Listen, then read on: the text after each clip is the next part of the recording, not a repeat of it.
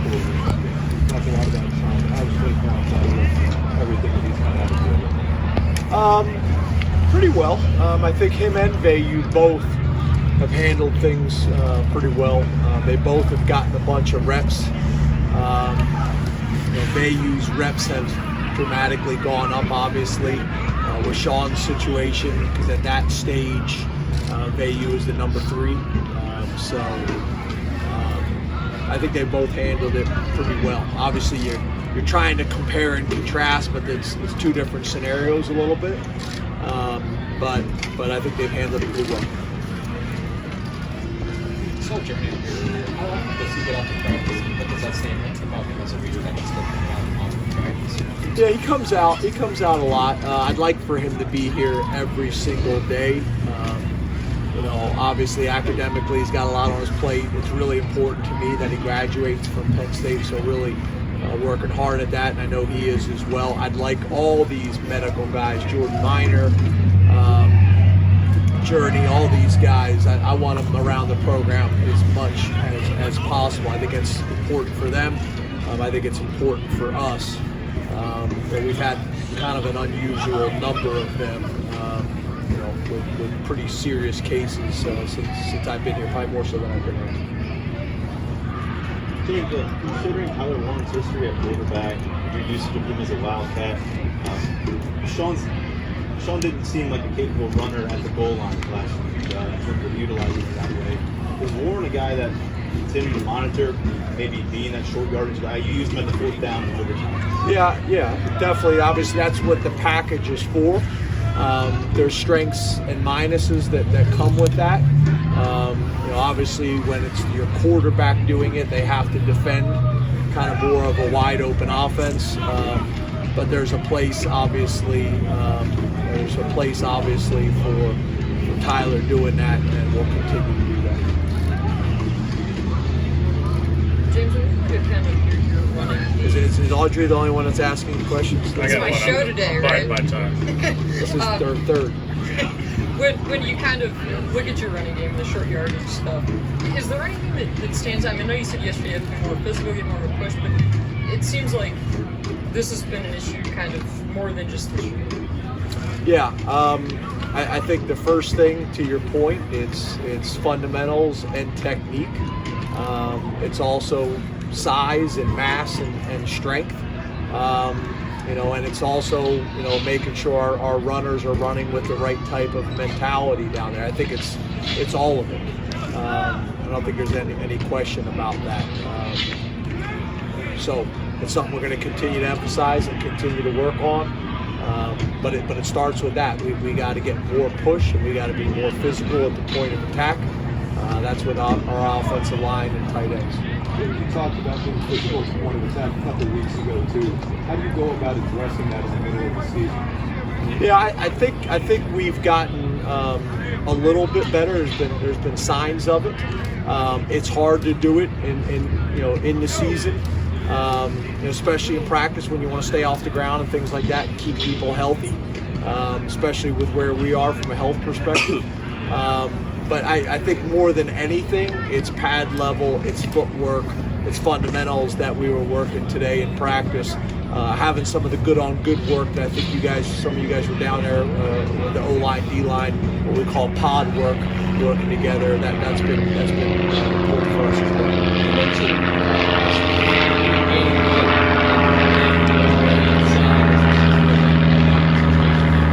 How much can a player change their body type during the season? Guys that maybe don't think need to do something in the off season, is there potential for growth during the season in general?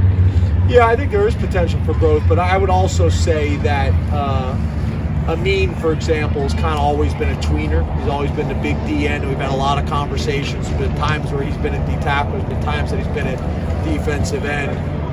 And weight-wise, he's been one of our bigger defensive ends. So this has always been kind of something that we were talking about early on. We felt like we needed him at end for depth. But then obviously after losing PJ, we felt like the best thing was for him to move inside.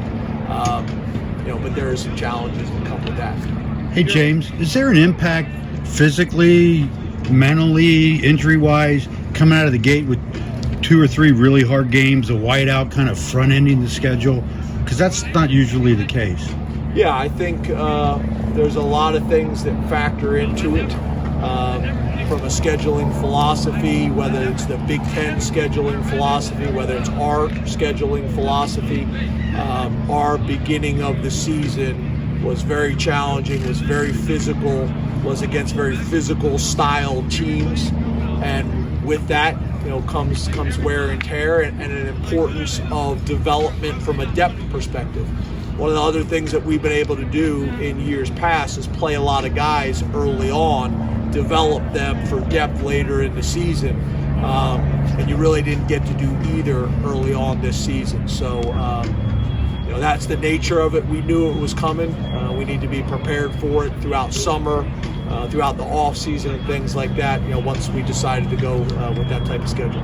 James, I think Travion Henderson was the fourth running back in Week 1 for Ohio State.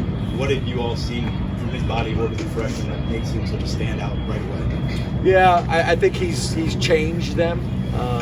They've always obviously been talented at the running back position, but he's made them just so much more explosive. I obviously was a highly regarded guy out of high school, and he's showing that he's been able to do it. I think the biggest thing where he's different is the speed. He's extremely explosive, obviously behind one of the bigger offensive lines in the country, and then obviously the threats that they have on the perimeter as well. It's a challenging combination of athletes to stop. You're a relationship guy. When it comes to some of the stuff we've talked about away from football this week, at the end of the day, everybody just sort of has to take somebody's word for what they say. Do you worry about burning goodwill with people that you have to talk to? How do you balance whatever's going on in your life with the things you want to achieve here, the things you want to achieve in general, and getting that done while at the same time keeping life to yourself? Yeah, I think it's fair. At some point, I'd love the guys to sit down with you guys over a beer and talk through all of this. Talk through all of this in detail, kind of how it goes, the challenging situations that coaches are put in sometimes, especially if you're trying to be honest and upfront with everybody, and that's something that's very, very important to me. I think I have shown my loyalty to this team, to this program, to this community. I think I've been pretty consistent with that. There's times that you're put in challenging situations, and I just always want to be able to, when I say something, it's done and it's in stone. And when you're talking about the future, that can be challenging at times. So I am fiercely loyal to Penn State. I am fiercely loyal, most importantly, to these players and the staff. But there's a lot of moving parts with all of these things. There's a lot of moving parts, some of which we have talked about in the past. But at some point when it's appropriate, I would love to sit down with you guys and just kind of talk through college football, talk through these circumstances and these situations that come up. But I think your question is a fair one. But for me, that's what it's all about. It's about my relationships with these players and the staff and the people in that Lash building and the people in the community. And I think if people really would just take a minute and kind of think about how we've conducted ourselves over 8 years in the community and everything else, I think our actions have aligned with that every step of the way. Two more. Is there something that, going along those lines, is there something that we're missing with this backup quarterback situation? As in, why didn't Taquan get a shot around the goal line when you're on the 7th, 8th 2-point try? Like, is that something that you guys had considered? Or? I think, like I've stated before, we felt like through practice, hours of evaluation on the field, hours of evaluation on film, that Sean gave us the best chance to win. Although he was limited, we felt like he gave us the best chance to win at this time, based on everything we know. I remember having a similar conversation with you guys a few years back about Trace McSorley. James, both you and Sean this week have mentioned that he needs to be able to run the ball for this offense to do what it can do. Three behind the line of scrimmage as well. It's just something you have to gauge throughout series by series this week to see, can he be that effective runner, and if he's not, you have to have that plan B prepared. Yeah, I think you always have to have the plan B prepared, but last Sunday we knew it was kind of day to day. This Sunday, in my conversations, I think he's got a real good chance to be as close to 100% as we've seen in multiple weeks. Thank you, Coach. Thank you. Thanks, guys. Thank Thank you.